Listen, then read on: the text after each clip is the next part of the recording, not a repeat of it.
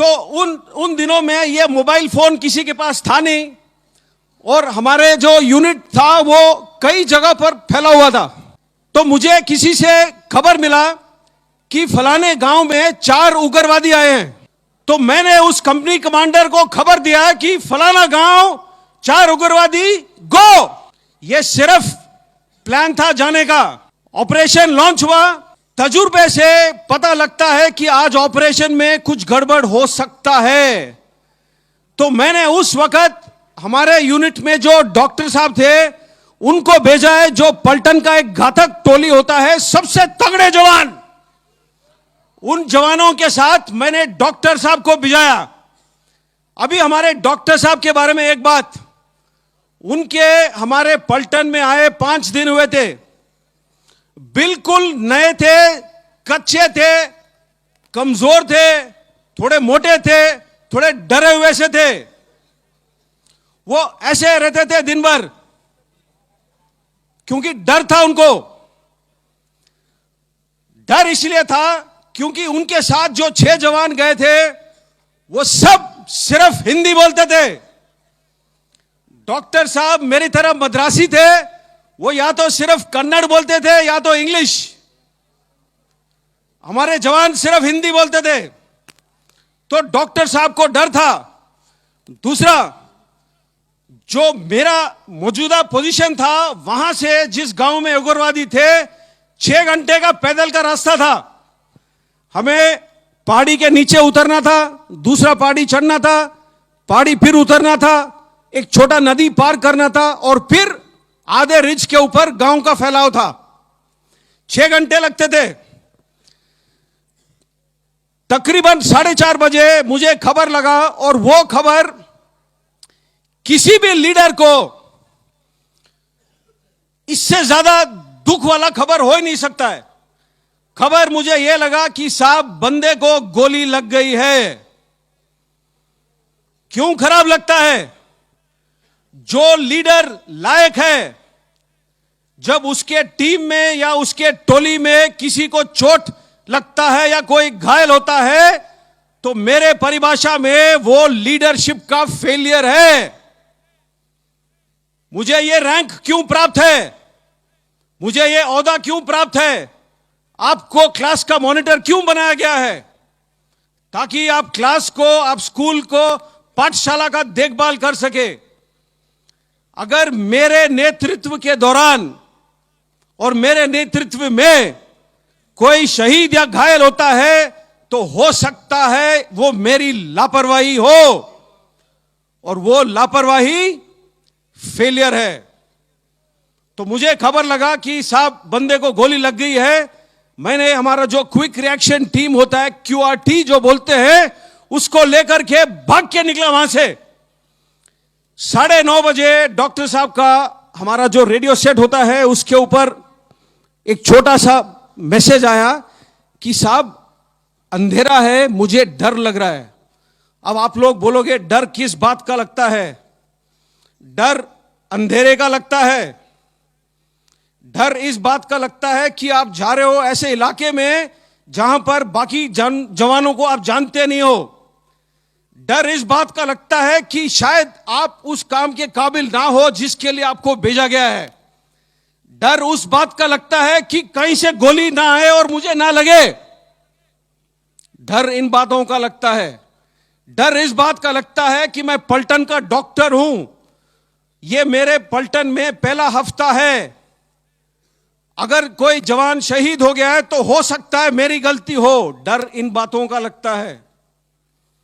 तो मैंने डॉक्टर साहब को उस वक्त खींच के डांट मारा है,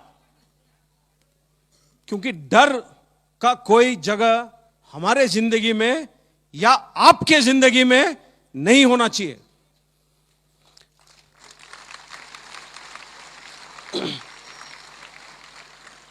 मैंने बोला मेरे को दोबारा कोई मैसेज नहीं चाहिए आपसे। तकरीबन 11:30 बजे डॉक्टर साहब का फिर मैसेज आया, बोला साहब मैं पहुंच गया हूं जवान के पास, लेकिन जहां भी काट रहा हूं वहां पर खून है।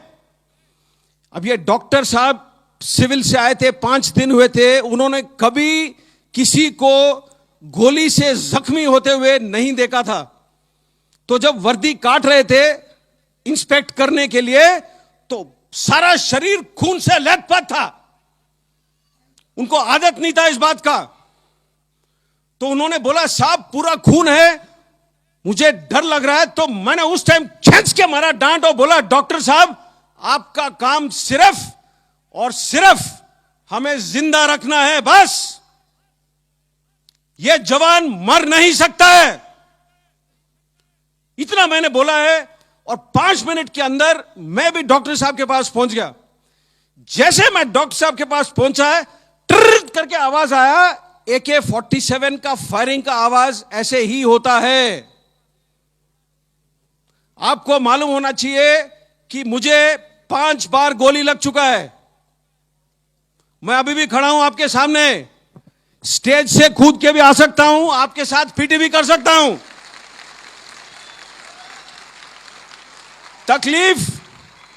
तकलीफ मुझे भी होता है, तकलीफ उन हर जवानों को होता है जिसको लगता है गोली।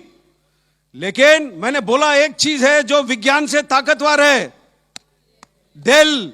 उस दिल से चलता है यह फौज, और इस फौज से चलती है यह देश। तो यह याद रखना है आपने।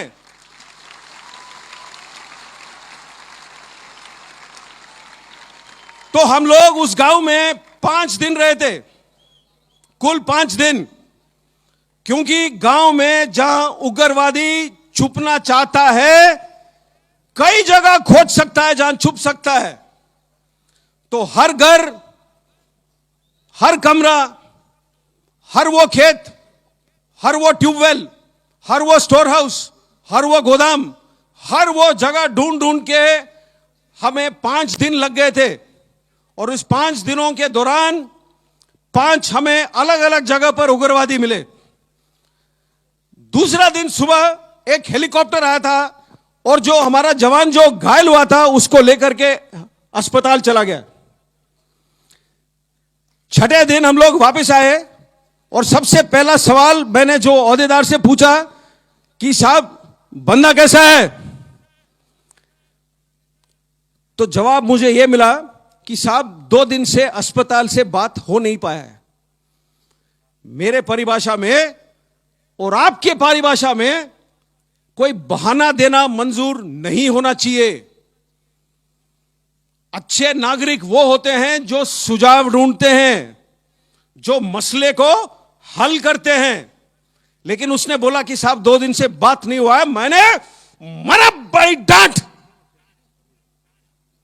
ताज्जुब होगा, जब डांट भी अच्छी लगती है, साला टेलीफोन भी चलना लगता है। तो टेलीफोन चला, मैंने अस्पताल से बात किया। अस्पताल में जब आईसीयू से कनेक्ट हुआ, अस्पताल में जो नर्स ड्यूटी पर थी, उसने यह बात मुझे बताई, मैं आपको बताना भूल गया। जब हमारा बंदा अस्पताल ले जाया गया हेलीकॉप्टर के अंदर, उसके पेट के अंदर के हिस्से, जो स्टमक है, जो इंटेस्टाइन है, वो पॉलिथीन बैग में साथ डाला गया। पॉलिथीन बैग में हेलीकॉप्टर के अंदर उसके साथ। तो उसको चोट इस प्रकार से आई, जो नर्स ने मुझे बयान किया था, मैं आपको बताता हूं। यह 2003 की बात है, 16 साल हो गए पूरे, 17 होने को आ रहे। उसने नर्स ने बोला कि साहब उसके जो लेफ्ट वाला फीमर है, जो फीमर होता है, जो थाई का सबसे बड़ा हड्डी होता है शरीर का, वो 2 जगह पर फ्रैगमेंट हो गया। फ्रैगमेंट का मतलब क्या है? जो पेंसिल है जब आप तोड़ते हो तो 2 हिस्सों में टूटता है। फ्रैगमेंट का मतलब ऐसे, जो पेंसिल अगर 8 या 10 हिस्सों में टूटे वो फ्रैगमेंट है। तो उसका ये जो थाई बोन था, 2 जगह पर फ्रैगमेंट हो गया था। इसीलिए डॉक्टर साहब जहां भी काट रहे थे उनको नजर आ रहा था खून। ज्यादा से ज्यादा गोली उसको लगी बाएं हाथ पर। क्यों? जो बुलेट प्रूफ जैकेट है जो हम पहनते हैं, वो सामने होता है पट्टी, लोहे का चादर, पीछे होता है लोहे का चादर। एक पतला चादर होता है पेट के लिए, एक पतला होता है गर्दन के लिए। ऊपर और साइड में खुला है। गोलियां लगे उसको साइड में। अगर आपने गोली नहीं देखा है आज तक तो मैं आपको बताता हूं, पेंसिल दिखाओ अपना, पेन दो, वेरी गुड। जो गोली का आगे वाला हिस्सा होता है इतना ही होता है और इतना ही पतला होता है। जब गोली लगता है बंदे को और बंदा पड़ा हुआ दिखता है आपको, अगर आप खोजोगे कई बार आपको गोली के निशान नजर नहीं आएंगे। लेकिन प्रॉब्लम क्या है, जब गोली 2 या 3 लगते हैं एक साथ, शरीर से सीधी लाइन में नहीं गुजरते हैं। गुजरता ना तो सीधा चाहिए, लेकिन टेढ़ा मेढ़ा जाता है शरीर के अंदर। अगर आपका किस्मत खराब है, 2 गोली अगर शरीर के अंदर आपके टकराते हैं तो 2 गोली 4 टुकड़े में हो जाएंगे या 6। अगर आपका किस्मत ज्यादा खराब है और उसमें से कोई टुकड़ा आपके किसी हड्डी को लगता है तो हड्डी का भी एक पीस निकल आता है। अब ये 7 या 8 पीस सफर करते हैं शरीर के अंदर से। तो जो 3 छोटे छेद यहां पर होते हैं, जब यहां से निकलता है तो बड़े बॉल के छेद में निकलता है। इसीलिए उसके पेट के अंदर के हिस्से को हमने पॉलिथीन में पैक करके भेजा हेलीकॉप्टर में। सबसे ज्यादा चोट उसको ऊपर आया छाती में। जब पैर में गोली लगा होगा तो वो गिरा है। अब पहाड़ी में 20 मीटर 25 मीटर कितना नीचे गिरा है वो तो कोई नहीं जानता है, लेकिन जब गिरा है तो उसका छाती किसी बड़े पत्थर के नुकीली चोट पर पड़ा है और यहां उसे चोट आई। तो जो लोहे का प्लेट है वो दबाता है जो फेफड़े, जो रिब्स है। तो उसके 5 रिब्स टूटे हुए थे और 5 रिब जब टूटते हैं तो अंदर की तरफ टूटते हैं। तो उसका जो बाएं वाला फेफड़ा था उसमें 5 जगह पर छेद हो गया और जो लंग था लेफ्ट साइड वाला उसमें बॉडी फ्लूइड और ब्लड पूरा भर गया था। ये उसके चोट थे।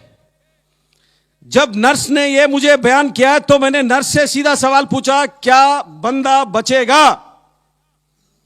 और जैसे डॉक्टर साहब लोग आमतौर पर होते हैं, ये नर्स ने बोला, सर मैं नहीं जानती हूं। तो हम लोग जो वर्दी पहनते हैं थोड़े, मैं बोला ना, दिल से करते हैं हम काम, दिल से। तो मैंने अपने सोच में मुझे यह लगा कि अगर मैं उससे बात कर सकता हूं 1 सेकेंड, तो हमारे जो 1000 जवान हैं उनका जो मन का शक्ति है, जो दिल का शक्ति है, वो मैं उस तक भेजूं टेलीफोन के थ्रू। मैंने नर्स को पूछा, क्या मैं बात कर सकता हूं उससे? तो उसने बोला कि साहब 6 दिन हुए, इसने आज तक बात नहीं कही है। इसकी आंखें खुले तो है, लेकिन ये क्या सुन सकता है, क्या महसूस कर सकता है, क्या बोल सकता है, मैं नहीं जानती हूं। मैंने फिर भी बोला कि आप फोन का जो हैंडसेट है उसके पास रख सकते हो? तो उसने बोला हां। तो उसने फोन उसके हैंडसेट उसके कान के पास रखा और मैंने उस टाइम उससे पूछा था, निम्बाराम उसका नाम है, वो सीकर डिस्ट्रिक्ट राजस्थान का है। मैं बोला, निम्बाराम क्या हाल है तेरे? 15 या 20 सेकंड गुजरे, कोई जवाब नहीं आया। मैंने सोचा शायद वो खत्म हो रहा है, शायद वो सुना ही नहीं मेरी बात, शायद वो बोल नहीं पा रहा है। मैं फोन रखने वाला ही था अपनी तरफ से, क्यों उस टाइम तक मेरा दिल पूरा ही टूट चुका था। फोन मैं रखने वाला ही था। एक बिल्कुल पतली सी आवाज में जवाब आया, इतना चोट खाने के बाद बिस्तरे पे पड़ा हुआ है जवान, पतला सा आवाज में बोलता है मेरे से कि साहब पेट में थोड़ी सी तकलीफ है। और फिर बाद में बोलता है,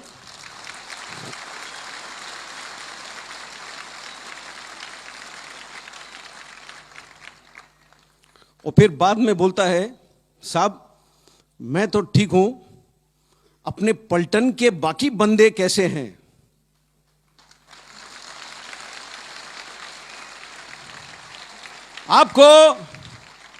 आपको कहानी सुनना है तो कहानी ऐसे सुनो।